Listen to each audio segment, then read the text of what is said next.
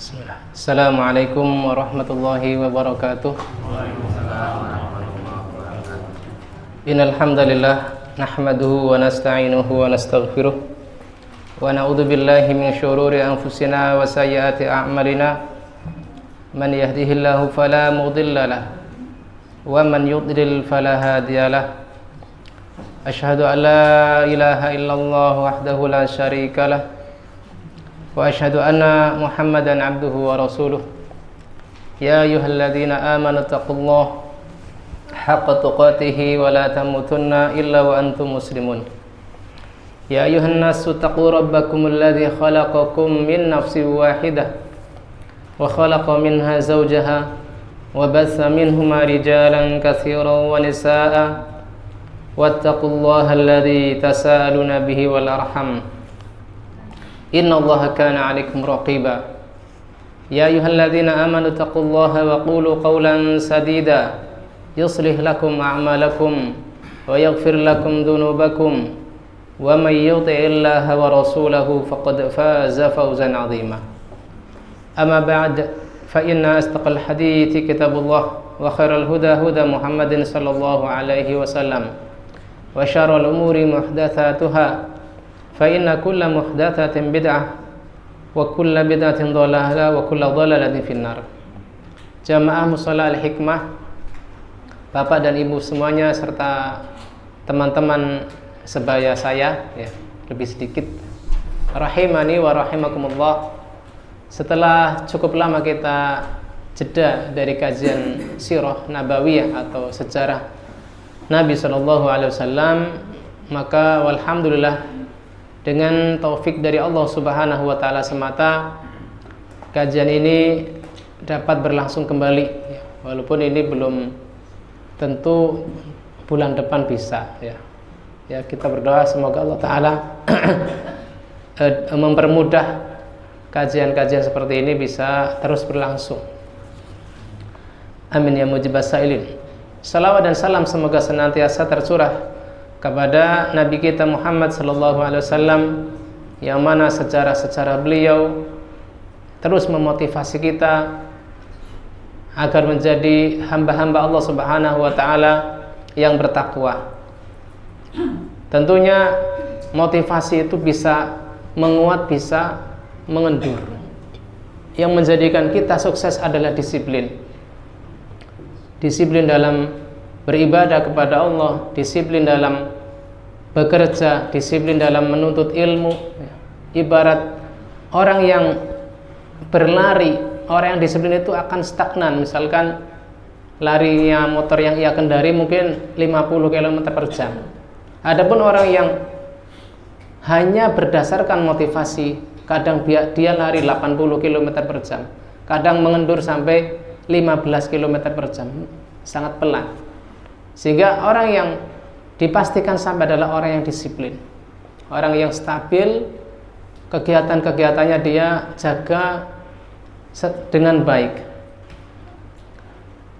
Alhamdulillah, kita telah dahulu membahas tentang dakwah siriyah Nabi Shallallahu Alaihi Wasallam, yang mana dakwah beliau tersebut kurang lebih berjalan 3 tahun setelah diutusnya Nabi Shallallahu Alaihi Wasallam menjadi Nabi. Maka pada kesempatan kali ini, ya, dengan meminta taufik dari Allah Subhanahu wa taala, memohon kemudahan dari Allah Subhanahu wa taala, semoga pembahasan dakwah jahriyah Nabi, dakwah terang-terangan Nabi ini malam ini bisa kita bahas walaupun mungkin secara global. Kata Syekh Wahid bin Abdul Salam Bali hafizallahu taala pada poin kelima, qama kuffaru Quraisyin bita'dzibi man alimu bi islamihi. Orang-orang kafir Quraisy melakukan penyiksaan terhadap siapa? Terhadap orang yang diketahui atau orang yang mereka ketahui ikut Rasulullah sallallahu alaihi wasallam masuk Islam. Liyarudduhum an dinihim, agar mengembalikan mereka kepada agama mereka. Lakinnahum sabaru wa sabatu, akan tetapi orang-orang yang baru masuk Islam ini ternyata lebih memilih sabar dan kokoh dalam keislamannya. Yang dalam hal ini orang-orang kafir Quraisy memberikan siksaan, memberikan gangguan kepada para pengikut Rasulullah sallallahu alaihi wasallam, bahkan kepada Nabi sallallahu alaihi wasallam sendiri. Tujuannya adalah agar melemahkan tekad mereka. Agar melemahkan tekad mereka dan menghancurkan kekuatan mereka, sehingga mereka menyerah dan tunduk kepada keinginan orang-orang kafir Quraisy. Akan tetapi sangkaan mereka jauh dari kenyataan, ya. Akan tetapi sangkaan orang-orang kafir Quraisy jauh dari kenyataan, karena orang-orang yang telah dididik oleh Rasulullah SAW dalam 3 tahun pertama ternyata memiliki kekuatan tekad yang sangat kuat. Bahkan ketika mendapatkan gangguan dari orang-orang kafir Quraisy tersebut, justru makin menguat keimanan mereka. Maka di sini akan diberikan beberapa contoh apa yang menimpa Rasulullah SAW, begitupun yang menimpa pengikut Rasulullah SAW dalam beberapa kesempatan ini, ya.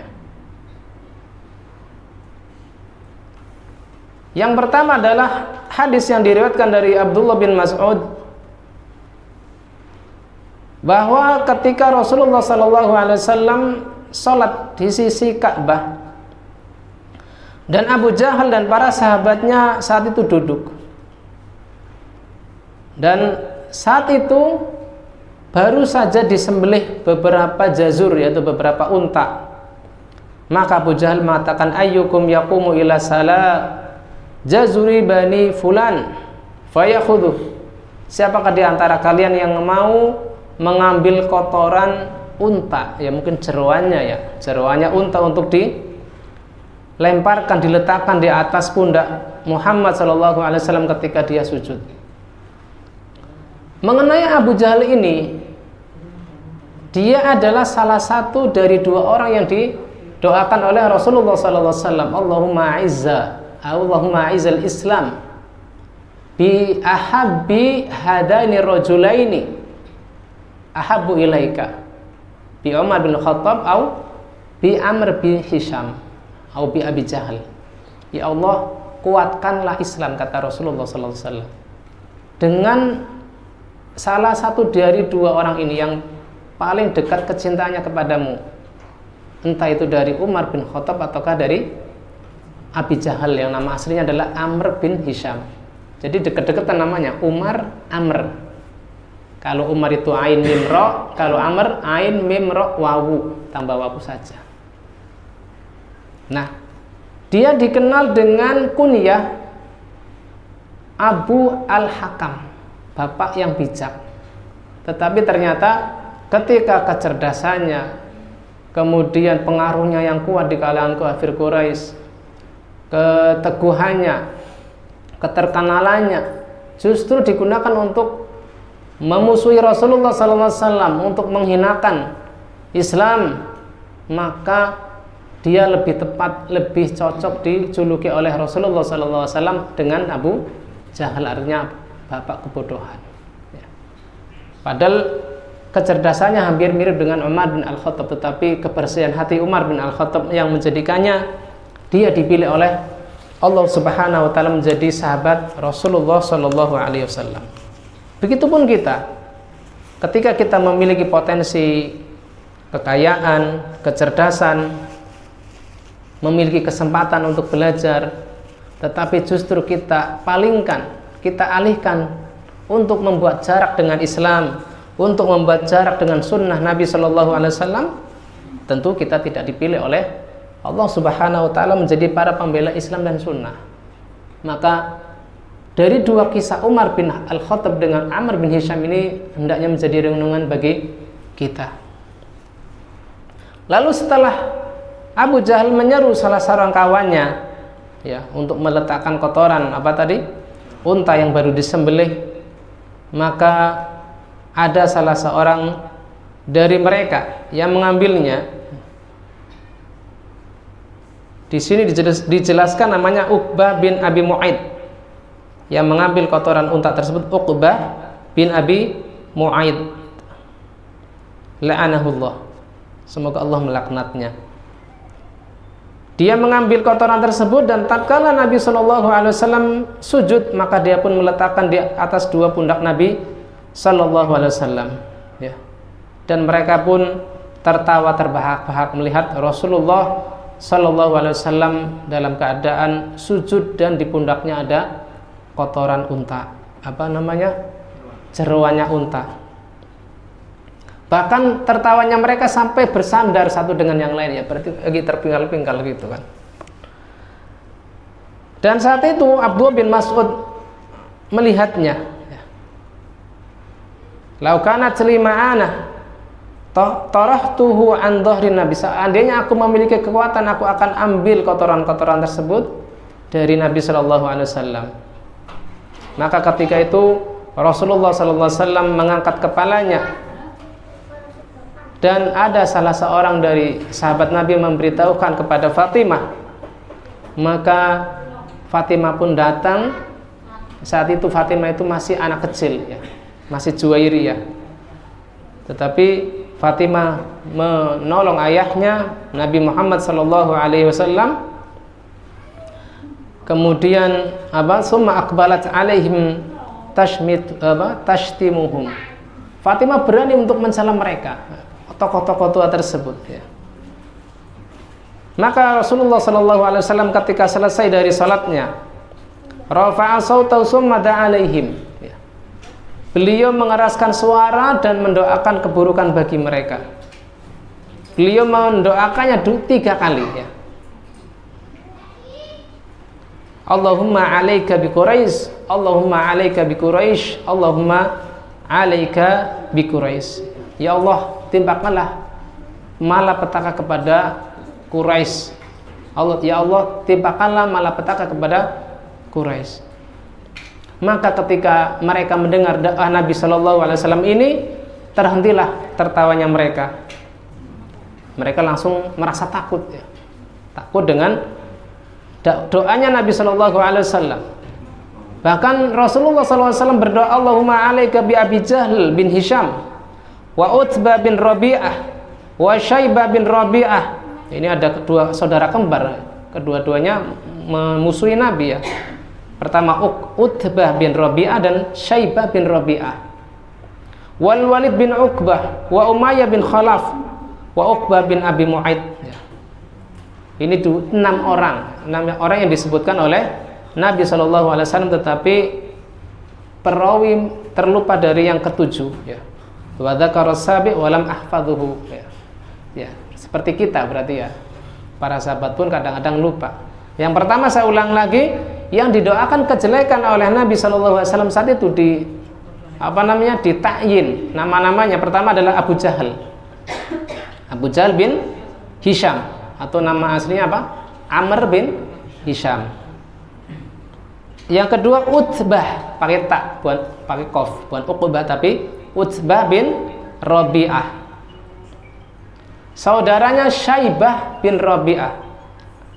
Yang ketiga. Yang keempat Al-Walid bin Uqbah, pakai qaf. Al-Walid bin Uqbah. Yang kelima Umayyah bin Khalaf. Yang nanti Umayyah ini ada kisah unik, ya. Ada semacam perjanjian dengan Abdurrahman bin Auf, ya, saling melindungi, ya. Ini Umayyah bin Khalaf. Yang keenam adalah Uqbah bin Abi Mu'aid, yang tadi mengambil jeroan unta. Uqbah bin Abi Mu'aid. Fawalladhi ba'atha Muhammadan sallallahu alaihi wasallam bil haqqi laqad ra'aitu alladziina samma sar'a yauma badrin. Ibnu Mas'ud bersumpah demi Allah Subhanahu wa taala yang mengutus Nabi Muhammad dengan kebenaran, sungguh aku menyaksikan mereka yang disebut nama-namanya itu bergelimpangan di perang Badar. Kemudian mereka diseret, ya, ke sumur Badar. Kemudian yang kisah berikutnya, ya, di sini bahwasanya doanya Nabi Shallallahu Alaihi Wasallam bukan karena Nabi Shallallahu Alaihi Wasallam sakit hati, bukan.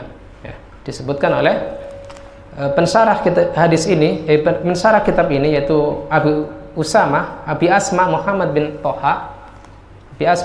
Toha, kata beliau, lam yakun bisababi idzaihim lahu. Beliau mendoakan keburukan bagi orang-orang tersebut, ya 7 orang tersebut, bukan karena gangguan mereka kepada beliau secara pribadi. Wa huwa lam yakun yaghdab li nafsihi qattun wa inna ma kana dzalika li raddihim da'watahu wa adami qabuliha. Hanya saja mereka didoakan keburukan oleh Nabi sallallahu alaihi wasallam karena mereka menolak dakwah Nabi dan tidak menerimanya. Kemudian kisah kedua dari Urwah bin Zubair, yang beliau bertanya kepada Ibnu Amr bin Al-As, yaitu Abdullah bin Amr bin Al-As. Kata Urwah bin Zubair, gangguan apa yang paling berat yang dilakukan oleh kaum musyrikin kepada Nabi Sallallahu Alaihi Wasallam? Kata Abdullah bin Amr bin Al-As, yaitu ketika Nabi Sallallahu Alaihi Wasallam sholat di sisi hijr Ka'bah. Hijr Ka'bah itu ya bagian Ka'bah yang bulat itu, yang belum jadi bangunan. Jadi Ka'bah itu yang saat ini kita lihat kotak, itu awalnya sebenarnya kotak dan membulat kayak gitu. Cuman karena biaya pembangunannya itu kurang, maka yang bulatan itu tidak sampai selesai. Itu namanya hijr Ismail. Lah saat itu Nabi SAW salat di situ.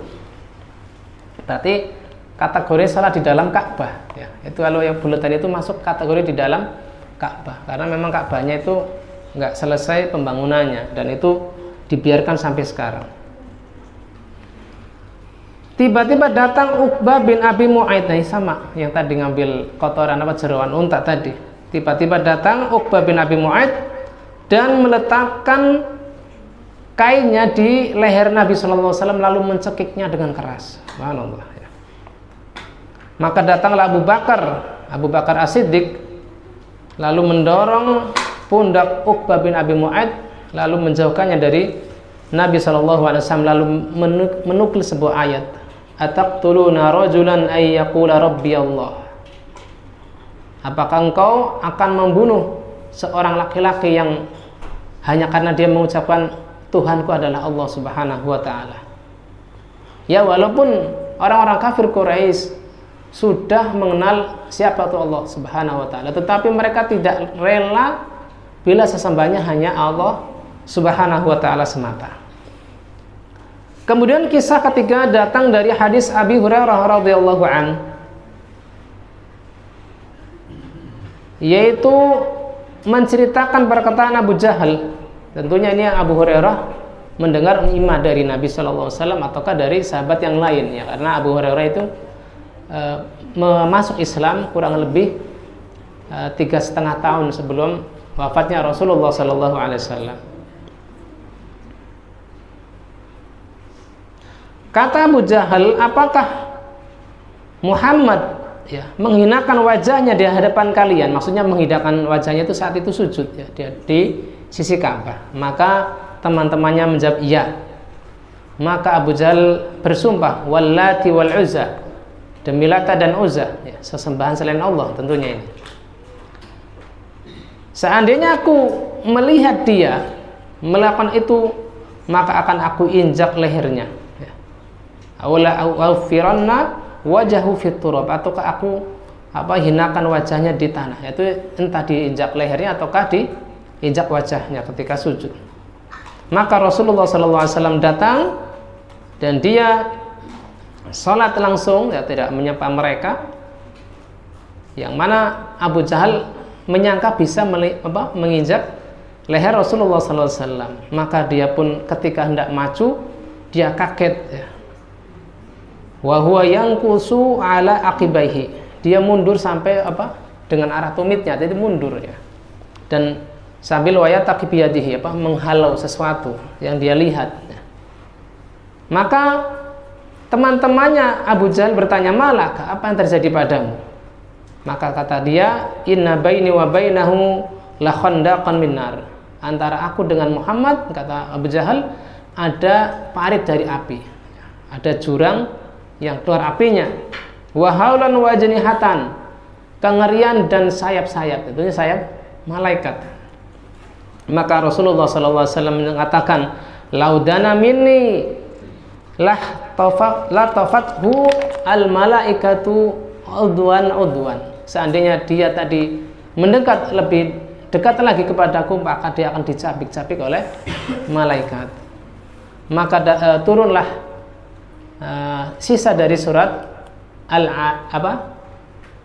Al-Alaq ya, yang itu Iqra bismi rabbikal ladzi khalaq, yaitu ayat ke-6 ya, lanjutan dari 5 ayat pertama yang awal kali datang ketika Nabi SAW diangkat menjadi nabi.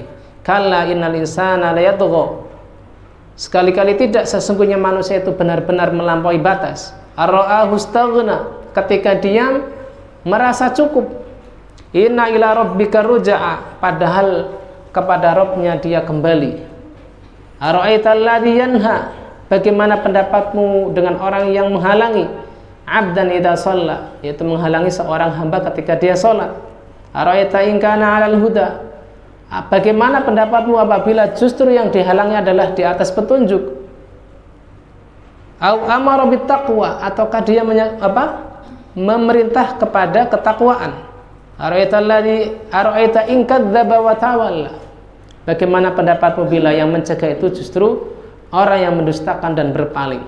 Alam ya'lam bi anna Allah yara, apakah dia tidak tahu bahwasanya Allah Ta'ala melihat.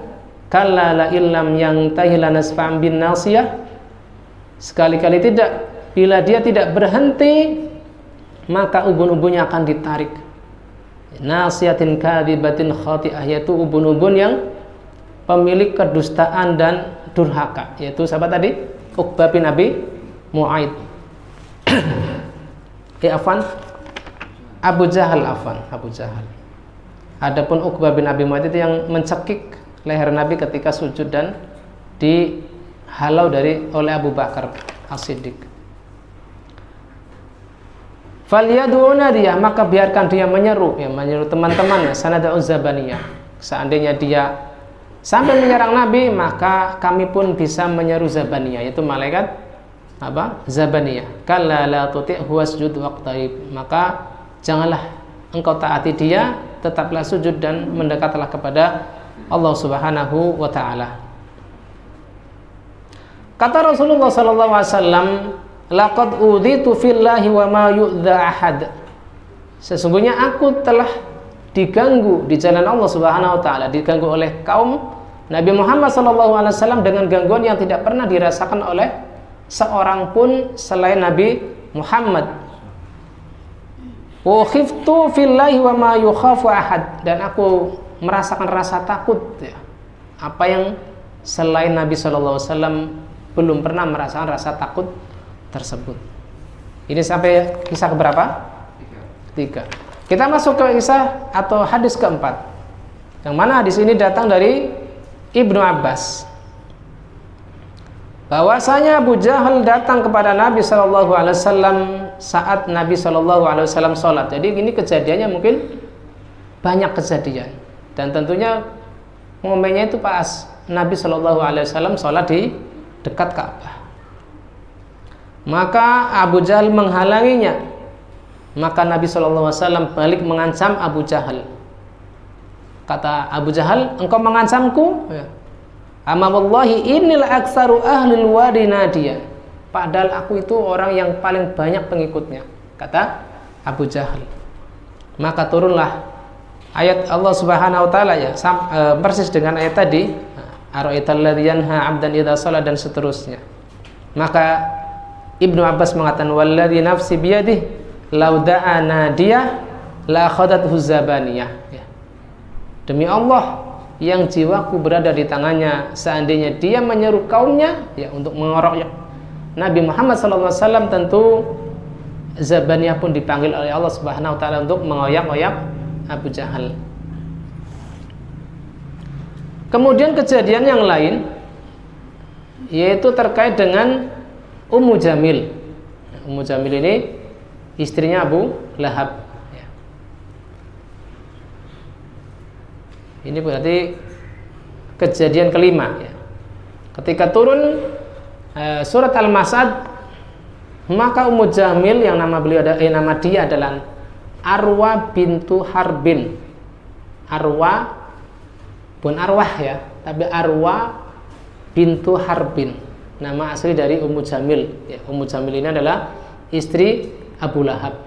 Dan ini diabadikan namanya, sosoknya di surat Al-Masad atau Al-Lahab ya. Imru'atu Abi Jahlin wahya tanshud. Oh, mungkin di sini dikatakan istri dari Abu Jahal. Dia mendendangkan sebuah syair mudamman abaina wa dinuhu qalaina wa amruhu asaina. Seorang mudamman, orang tercela yang kami abaikan, agama yang kami tolak dan urusannya kami maksiati. Sedangkan Rasulullah SAW duduk di pinggir masjid dan bersama bersama Abu Bakar As-Siddiq. Maka ketika Abu Bakar melihatnya, dia bertanya kepada Rasulullah, "Ya Rasulullah, qad aqbalat wa ana akhafu an tarak." Dia datang dan aku khawatir dia melihatmu. Maka Rasulullah SAW mengatakan, "Innaha lan tarani." Dia tidak akan melihatku. Maka Rasulullah SAW membaca beberapa ayat Al-Quran dan berdoa kepada Allah Subhanahu Wa Taala agar Allah Taala melindunginya. Fawaqafat ala Abi Bakrin wa lam tara Rasulullah SAW. Kenyataan dan kenyataan Ummu Jamil ini berdiri di hadapan Abu Bakar dan tidak melihat Rasulullah SAW. Dia mengatakan, "La ya Abu Bakrin, ini ukhbirtu ana sahibaka hajani." Wahai Abu Bakar, aku mendapat berita kalau sahabatmu yaitu Nabi Muhammad SAW telah menghinaku, yaitu di dalam surat Tabbat yada Abi Lahabin wa Tabb ya. Maka kata Abu Bakar, "La wa rabbi hadzal bait." Tidak, demi Allah Subhanahu wa taala pemilik rumah ini, mahajaka, dia tidak menghinamu. Maka dia pun pergi sambil mengatakan, "Qad alimat Quraisyun anni bintu sayyidiha." Orang-orang Quraisy tahu kalau aku adalah anak pemimpin mereka atau tokoh mereka. Di sini seakan-akan Allah Subhanahu wa taala ya menginginkan agar Nabi Muhammad SAW tidak dicela. Ya, karena apa? Dia meleset-melesetin Nabi Muhammad namanya ya. Tadi Muhammad dipelesetin menjadi mudammam. Mudammam itu ada orang yang tercela. Sehingga di sini dari kisah Ummu Jamil ini dia tidak difasihkan lisannya untuk menyebut nama Muhammad SAW, yang nama Muhammad adalah orang yang terpuji. Sedangkan yang disebutkan oleh Ummu Jamil mudammam ya. Artinya yang tercela. Ini kisah berapa? Kisah kelima. Yang keenam masih dari Abu Hurairah radhiyallahu an. Rasulullah sallallahu alaihi wasallam bersabda, "Ala ta'jabuna kaifa yasrifullah 'anni syatma Quraisyin wa la'nahum." Tidaklah kalian heran, tidaklah kalian takjub bagaimana Allah Subhanahu wa taala memalingkan dariku celaan orang-orang Quraisy dan laknat mereka. Maka para sahabat pun bertanya, "Bagaimana itu ya Rasulullah?" Kata beliau, "Yashtimuna mudammaman wa ana Muhammad." Mereka mencela yang namanya mudammam, sedangkan saya namanya Muhammad. Wa yal'anuna mudammaman wa ana Muhammad. Mereka melaknat yang namanya mudammam, sedangkan saya namanya Muhammad ya. Barangkali ketika kondisi seperti ini sekarang ya, orang-orang ejek karena takut UUIT gitu kan, jadinya nama-nama yang aslinya bagus dipelesetkan, padahal Allah Subhanahu wa taala melindungi orang tersebut dari celaan orang lain. Dan ini tentunya kita mengambil ibrah, mengambil pelajaran bahwasanya ketika kita membela kebenaran, itu tidak perlu kita hiasi kebenaran tersebut dengan apa? Mencela. Ya. Karena kebenaran itu akan tegak kebenaran itu akan mulia tanpa harus merendahkan apa yang keliru.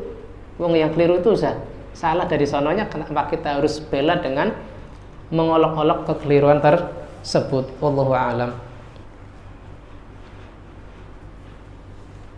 Kemudian, dan orang-orang musyrik apabila mendengar Al-Quran, ya, bila mendengar Al-Quran dikeraskan oleh Rasulullah SAW ketika beliau mengimami para sahabatnya, wa man anzalahum wa man jaa bihi, ya, mereka mencela Al-Quran, mencela Allah Ta'ala yang menurunkan Al-Quran, begitupun mencela Nabi Muhammad SAW yang Al-Quran tersebut datang, maka Allah Subhanahu wa Ta'ala memberi jalan tengah, ya, ketika Nabi Shallallahu Alaihi Wasallam sholat mengimami para sahabat dengan tidak terlalu keras, dibaca keras tapi cukup terdengar oleh orang yang menjadi makmum. Wala tajhar bi sholatika wala tukhafit biha. Janganlah engkau keraskan dalam sholatmu, maksudnya keraskan dengan bacaan yang sampai terdengar oleh orang yang tidak menjadi makmum, dan tidak pula jangan terlalu pelan. Wala tukhafit biha wa bataghi baina dzalika sabi, maka carilah jalan tengah dari hal tersebut. Ini diantara gangguan yang saat itu menimpa Rasulullah Shallallahu Alaihi Wasallam. Tentunya kalau saat ini, alhamdulillah, ya, kita pakai mic pun tidak ada yang mengganggu.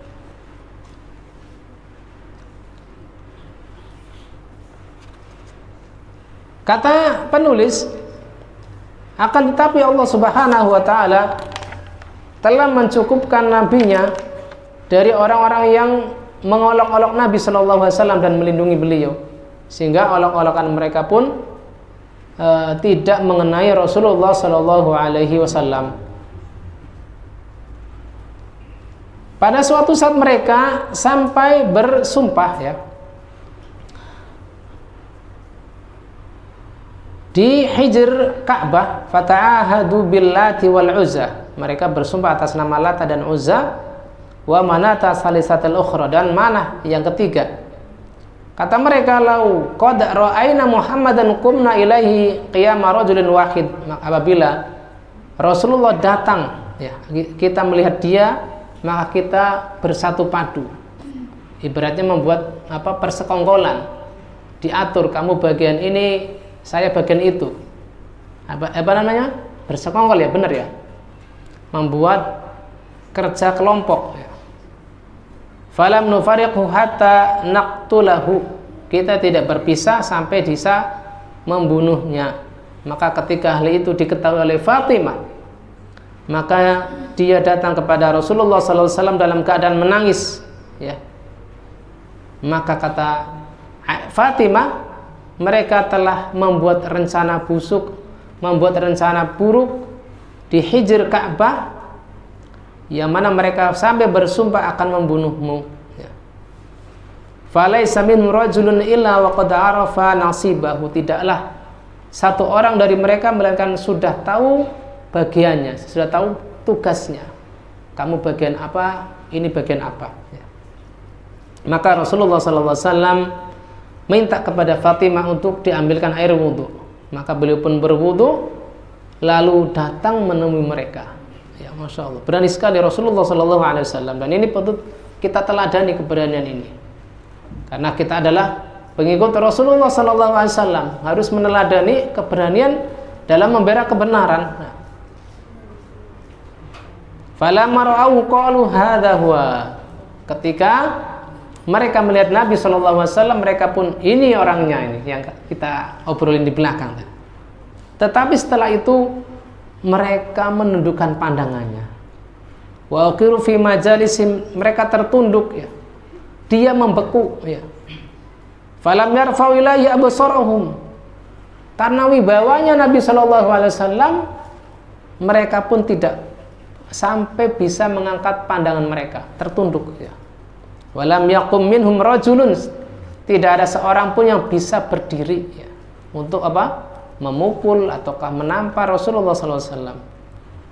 Maka kata perawi di sini, fa aqbala Rasulullah SAW hatta qama ala rusihim, karena mereka dalam keadaan posisi terduduk gitu kan. Rasulullah SAW mendekati mereka, posisi beliau berdiri, fa akhadha qabdatan min turab, beliau mengambil satu genggam tanah, ya mungkin debu gitu kan, fa hasabahum biha, lalu beliau taburkan di muka-muka mereka. Maka kata beliau sallallahu alaihi wasallam, syahatil wujuh, ya binasalah wajah-wajah ini. Jadi mereka langsung terdiam, tidak ada yang punya keberanian, tidak berkutik di hadapan Rasulullah sallallahu alaihi wasallam. Kata Ibnu Abbas, fama asabat rajulan minhum hasah illa qad qutila yauma badrin kafira. Siapapun yang terkena semburan debu tersebut, mereka pun terbunuh di perang Badar. Naudzubillah, ya. Artinya apa? Ketika mereka sudah menampakkan permusuhan terang-terangan sampai hampir tidak ada kesempatan taubat, sudah terkena doanya, keburukannya Rasulullah sallallahu alaihi wasallam, sehingga disaksikan oleh para sahabat orang-orang yang didoakan keburukan tersebut sampai kalah dan mati di perang Badar.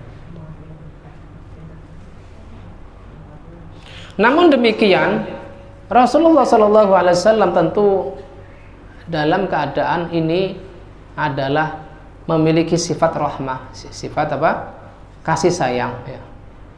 Yang mana ketika Jibril alaihi salam dan malaikat penunggu gunung, ya, pada hari Aqabah, yaitu pada hari ketika Rasulullah sallallahu alaihi wasallam benar-benar dihinakan oleh kaumnya, dan malaikat penjaga gunung tersebut menawarkan kepada Rasulullah sallallahu alaihi wasallam untuk menjatuhkan dua bukit, ya. Maka Rasulullah sallallahu alaihi wasallam bersabda, bal arju an yukhrijallahu min aslabihim man ya'buduhu la yusyriku bihi syai'a. Bahkan aku berharap agar Allah Subhanahu wa taala mengeluarkan dari tulang-tulang sulbi mereka keturunan yang mereka beribadah kepada Allah Subhanahu wa taala semata dan tidak menyekutukannya. Artinya apa? Rasulullah sallallahu alaihi wasallam lebih memilih bersabar, ya. Walaupun sebagian individu yang terang-terangan memusuhi Rasulullah sallallahu alaihi wasallam terkena doanya Nabi sallallahu alaihi wasallam. Kemudian dari kalangan para sahabat ada Bilal bin Rabah, ya, Bilal bin Rabah. Ini contoh sahabat pertama yang disiksa oleh orang-orang Quraisy. Di antara yang menyiksa Bilal bin Rabah adalah Umayyah bin Khalaf, ya. Umayyah bin Khalaf. Yang mana bentuk siksaannya adalah dia dipakaikan kepada badannya Bilal bin Rabah baju besi, lalu dijemur di panas terik gurun Mekah saat itu. Lalu tidak cukup sampai di situ, taruh batu panas di atas perutnya, ya. Maka saat itu ketika Abu Bakar tahu, maka beliau pun menebus atau memerdekakan Bilal bin Rabah, ya. Yang mana saat itu disebutkan di sini oleh Ibnu Mas'ud, awalu man azhara islamahu sab'ah. Orang-orang yang pertama kali memperlihatkan keislamannya ada 7. Yang pertama adalah Rasulullah sallallahu alaihi wasallam sendiri dan Abu Bakar. Kemudian Ammar dan ibunya Sumayyah. Sudah berapa? Sudah 4. Rasulullah sallallahu alaihi wasallam, yang kedua ada Abu Bakar, kemudian Ammar bin Yasir, kemudian ibunya Sumayyah, yang kelima Suhaib, yang keenam adalah Bilal bin Rabah, dan yang ketujuh adalah Al-Miqdad bin Al-Aswad. Adapun Rasulullah SAW, kata Ibnu Mas'ud, beliau dilindungi oleh pamannya, itu Abu Thalib. Walaupun di sini bukan berarti ketika Abu Thalib melindungi Rasulullah SAW ini bebas sama sekali dari gangguan orang-orang Quraisy. Sebagaimana tadi kisahnya Ibnu Mas'ud ketika Nabi SAW ditimpuki jeroan sapi, kemudian ada Uqbah bin Abi Mu'aid yang mencekik Rasulullah ketika apa? Sholat dan seterusnya. Tetapi masih mending, ya, masih mending. Kemudian Abu Bakar dilindungi oleh kaumnya. Adapun yang tersisa dari selain Rasulullah dan Abu Bakar, misal Ammar bin Yasir, Sumayyah, Suhaib, Bilal dan Al-Miqdad, mereka itu adalah orang-orang yang disiksa oleh orang-orang Quraisy. Ya, rata-rata dipakaikan pada mereka baju besi dan dijemur di bawah terik matahari. Dan rata-rata dari mereka meninggal kecuali Bilal. Rata-rata dari mereka meninggal atau menuruti keinginan mereka untuk melafalkan kekufuran secara lisan, tetapi hatinya aman dari kekafiran. Kisah dari Bilal bin Rabah, ya, dimerdekakan oleh Abu Bakar. Ya. Oh ya, di sini ketika dia dijemur, ditawari oleh Umayyah bin Khalaf. Kata dia, la wallahi la tazalu hakadha hatta tamut aw takfur bi Muhammad. Aku akan terus menjemurmu demi Allah sampai engkau mati ataukah engkau kufur dengan Nabi Muhammad sallallahu alaihi wasallam. Wa ta'budul Lata wal Uzza. Kembali menyembah sesembahan yang lama. Maka kata sahabat Bilal, ahadun ahad. Allah Ta'ala yang Maha Esa, Allah Ta'ala yang Maha Esa.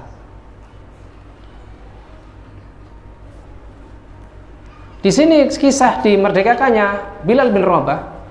Ishtara Abu Bakar Bilalan wa huwa madfu'un fil hijarah. Ya. Abu Bakar membeli Bilal dalam keadaan dia masih tertimbun di bawah bebatuan dengan 5 uqiyah dari emas. Ya. Dibeli dengan 5 uqiyah. 5 uqiyah itu setara dengan 595 gram. Kalau kita rupiahkan mungkin 1,13 miliar untuk saat ini. Kata Umayyah bin Khalaf atau mungkin kaumnya faqalu, disebutkan ini banyak, lau abaita illa uqiyatan labi'naka. Seandainya kamu nggak mau beli 5 uqiyah, hanya 1 uqiyah saja, ya, 1/5-nya saja, kami pun akan rela menjualnya. Ya. Tetapi kata Abu Bakar, la abaitum illa mi'ata uqiyah la akhadtuhu.